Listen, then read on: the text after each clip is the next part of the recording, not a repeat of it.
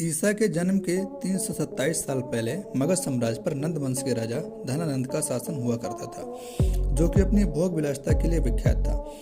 उत्तर से हिमालय से लेकर दक्षिण में गोदावरी तथा पश्चिम में सिंधु नदी से लेकर पूर्व के इतने विशाल मगध साम्राज्य के अधिपति धनानंद एक लालची और क्रूर राजा था। भोग विलासिता एवं मद में डूबा यह राजा धन का लालची था। राजा धनानंद ने प्रजा पर तरह तरह के कर लगाकर रखे थे। उस समय यह कहावत अत्यधिक प्रचलित थी कि धनानंद ने उस समय अपने राजकोष में 99 करोड़ मुद्रा का एक विशाल भंडार भर लिया था। वह अपने राज्य में किसानों एवं व्यापारियों पर तरह तरह के कर लगाता था। इसके परिणाम स्वरूप जनता नंदों के शासन के खिलाफ हो गई। चारों तरफ प्रजा में भय और गुस्से का वातावरण बनने लगा। आर्यावर्त के इस महाजनपद मगध की सीमाओं पर उस समय यवन के यूनानी सैनिक नंगी तलवारें लेकर खड़े थे और राजा धनानंद अपने भोग विलास में इतना व्यस्त था कि उसे राष्ट्र की कोई चिंता ही नहीं थी। इसी महाजनपद मगध राज्य के सीमावर्ती गांव में एक साधारण ब्राह्मण आचार्य चाणक्य रहते थे। आचार्य चाणक्य राजा पुरुषोत्तम व सिकंदर के साथ हुए युद्ध में राजा पुरु की बहुत सहायता की थी। सिकंदर के सेनापति सिलेबस निकेटर द्वारा पुरु की धोखे से हत्या कर दिए जाने से वो बहुत दुखी थे। उन्हें हर वक्त अपने देश और राष्ट्र की चिंता रहती थी। आचार्य चाणक्य के परम मित्र सक्टार धनानंद के दरबार में बड़े ओहदे वाले मंत्री थे। अतः आचार्य चाणक्य सक्टार के साथ मिलकर धनानंद के शासन को उखाड़ फेंकने की योजना बनाने लगे, क्योंकि धनानंद द्वारा आचार्य चाणक्य का भरी सभा में अपमान किया गया था। तभी से उन्होंने प्रतिज्ञा ली थी कि जब तक धनानंद जैसे अत्याचारी भोग विलासी राजा के समूल वंश का नाश नहीं कर दूंगा, तब तक अपनी शिखा नहीं बांधूंगा। लेकिन इस योजना की खबर महामाते देवी दत्त के पास पहुंच गई। ये देवी दत्त मगध के राजा धनानंद का खास मंत्री था। उसने चाणक्य और सक्टार द्वारा बनाई गई योजना धनानंद को बता दी। अपने खिलाफ चल रही योजना को सुनकर मगध के सम्राट धनानंद ने सक्टार और आचार्य चाणक्य को बंदी बनाने का आदेश दिया। संपूर्ण राज्य में ये खबर आग की तरह फैल गई कि राजद्रोह के अपराध में एक ब्राह्मण की हत्या की जाएगी और इसी के साथ आचार्य चाणक्य के पिताजी का कटा हुआ सर राजधानी के चौराहे पर टांग दिया गया।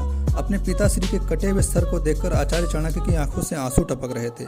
उस वर्ष आचार्य चाणक्य की आयु मात्र 14 वर्ष की थी। रात के अंधेरे में आचार्य चाणक्य ने राजधानी महल के खंभे पर लटके अपने पिता के सर को नीचे उतारा और एक कपड़े में लपेटा। पुत्र चाणक्य ने अकेले ही अपने पिता का दाह संस्कार किया।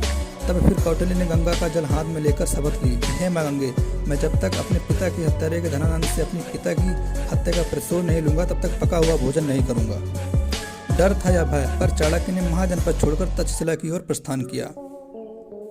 आचार्य चाणक्य अब तक्षशिला के महाआचार्य बन चुके थे। उनके ज्ञान की ख्याति नगर नगर में फैलने लगी। पर चाणक्य की निगाहें तो मात्र एक ऐसे वीर को खोज रही थी, एक ऐसे वीर को जो अत्याचारी धनानंद को मारकर मगध साम्राज्य का महाराजाधिराज बनकर प्रजा के कष्ट और उनकी वर्षों के लिए हुई प्रतिज्ञा को पूर्ण कर सके।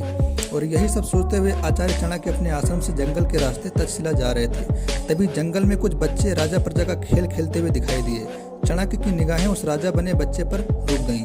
चाणक्य की जिज्ञासा हुई है जानने की ये खुले विचार ऊंची प्रतिभा वाला बालक है कौन। आचार्य चाणक्य उस बच्चे की ओर बढ़ ही रहे थे कि तभी जंगल में एक चीता आ धमका। उस चीते को देखकर सारे बच्चे भाग गए, पर वह राजा बना हुआ वीर बालक झट से अपनी तलवार निकालकर चाणक्य और बाघ के सामने दीवार बनकर खड़ा हो गया। चीते के चाणक्य तक पहुंचने से पहले ही वह वीर चीते से भिड़ गया और उसने चीते को धराशायी कर दिया। बालक की वीरता को देखकर आचार्य चाणक्य अत्यंत प्रभावित हुए। चाणक्य ने वीर से पूछा, तुम इतने वीर और साहसी कैसे बने? लड़के का जवाब था, मैं राजा बना था और राजा का धर्म होता है अपनी प्रजा की रक्षा करना, इसलिए मैं अकेला ही लड़ा। फिर मुझे मगध के राजा धनानंद से भी तो अकेले ही लड़ना पड़ेगा। आचार्य चाणक्य ने पूछा, धनानंद से तुम्हें क्यों लड़ना है?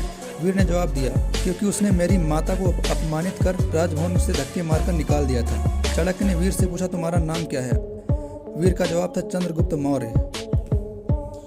आचार्य चाणक्य को उस बालक में एक धर्मनिष्ठ राजा की छवि दिखाई देने लगी। आचार्य चाणक्य ने उस बालक से पूछा, इतने महान बालक का गुरु कौन है? बालक का जवाब था, मेरा कोई गुरु नहीं है। तब चाणक्य ने बालक से कहा, मैं भी धनानंद से अपने पिता की मौत का बदला लेना चाहता हूँ और तुम अपनी माता के अपमान का।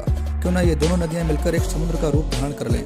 आज से ये तक्षशिला का महाआचार्य चाणक्य तुम्हारा गुरु होगा। वीर चंद्रगुप्त ने आचार्य चाणक्य को अपना गुरु स्वीकारते हुए गुरु को प्रणाम किया और इसी के बाद आचार्य चाणक्य बालक चंद्रगुप्त को अज्ञात स्थान पर ले गए। धनानंद के साम्राज्य से टक्कर लेना कोई बच्चों का खेल नहीं था। देवगुप्त और कात्यायन जैसे कूटनीतिज्ञ उसके खास मंत्री थे और राजा घनानंद क्रूर जरूर था, लेकिन एक बलशाली योद्धा था, जिसने सिकंदर जैसे योद्धा को भी व्यास और सतलुज के मैदानों से वापस रवाना कर दिया था। धनानंद की सेना में 2 लाख की पैदल सेना, 20,000 घुड़सवार, 2,000 रथ और 3,000 हाथियों की महासेना थी। ऐसे में धनानंद के शासन को उखाड़कर फेंकने का साहस आखिर कौन कर सकता था। इसके लिए सैन्य शक्ति एवं जन समर्थन की आवश्यकता थी और चाणक्य भी इस बात को भली प्रकार जानते थे। बालक चंद्रगुप्त को सबसे पहले शास्त्रों की शिक्षा दी गई, इसके बाद अस्त्र शस्त्र की शिक्षा दी गई और अंत में चंद्रगुप्त को राजनीति और गोपनीयता का पाठ पढ़ाया गया।